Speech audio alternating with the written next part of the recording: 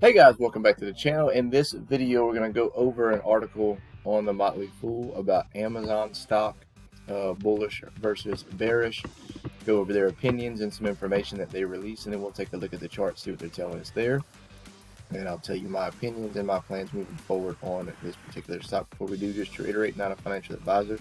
Make sure that you do your own research. Also, if you find value in the video, smash the thumbs up button, subscribe to the channel if you enjoy our content. Hit the notification bell, that way YouTube could let you know when we release new content. It says Amazon stock is showing signs of a recovery, making an investment in its shares worth considering. Inflation peaked at 9.1% in June 2022, but has eased every month since, declining to 6.4% in January of 2023.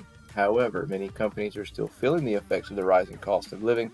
For instance, Amazon experienced steep declines in e-commerce business last year, reporting over $10 billion in operating losses in its online retail segments. Despite the challenging year, Amazon remains dominant in more than one high-growth industry. As a result, there are bulls and bears for the stock, making an investment in the company complex. So let's look at both arguments and determine whether now is the time to buy shares of Amazon. Amazon has a fruitful long-term future that's highly likely. Although online spending slowed in 2022, the e-commerce market is nowhere near hitting its ceiling. Last year, online sales made up 19.7% of all worldwide retail sales, with that figure expected to hit 24% in 2026. Meanwhile, in the United States, 14.8% of all retail sales were done online in 2022, up from 5.4% in 2012. Moreover, according to Grandview Research, the e-commerce market has valued at $9.09 trillion in 2019 and is projected to expand at a compound annual growth rate of 14.7% through 2027.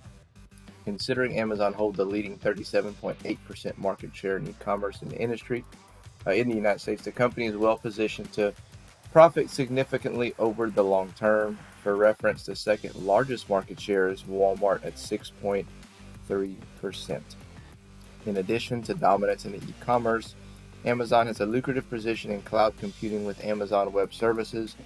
Grandview Research claims that the cloud computing market is worth $483.98 billion in 2022 and is expected to grow 14.1% through 2030.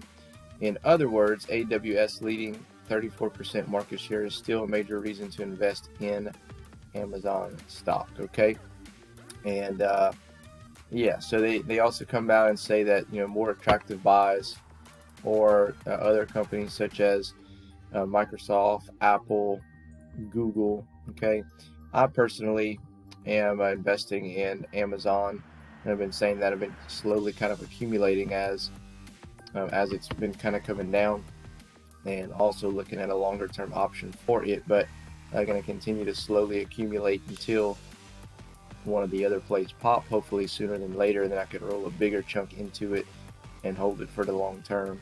Because you think about it, if you need something and you're online, where's the first place that you go? You don't go to anywhere else but Amazon, and if you do, you're probably lying, right? So like initially your brain just thinks, oh, I wonder if they have that on Amazon. You can go and check. Even if you don't buy it, you think of it, and that's the very first place that you go, and that's just saying something right there, right? So I think that in my opinion, Amazon is honestly a good long-term buy for those that are considering it. I really do, and especially at these prices, and I do think that it may actually go lower than what we're seeing here. I'm going to take a look at the charts, and I'll tell you kind of why I feel that we could see mid to low 80s before we start to recover. All right, guys, taking a look at Amazon, ticker symbol AMZN. So your overall tip top is 146.57 of the fib level currently for the 180-day 4-hour time frame. That's obviously going to update over the next several weeks and bring your overall tip top down to about 137, then eventually about 119, and then eventually 100. However, if we do start getting on a run and we bust through that 146, then that would act as support. But I do think we might go a little bit lower before we start to recover and start getting back into the hundreds. Let me show you why. Okay, so the Golden Cross breakout was confirmed here. We had our breakout, and then now the red, basically on my research of what I've shown on this indicator, is once this comes up, basically what will happen is the price will start declining. Eventually these two things cross again, and your 50 moving average will go below, and the 200, and then you start declining, and then all of a sudden it recovers where the blue crosses over to the pink, and we get back above and we start our little run. As you can see here, whenever we did cross here at about the basically pretty much where we are now, we got a pretty decent run all the way to 117. That gives you your breakout.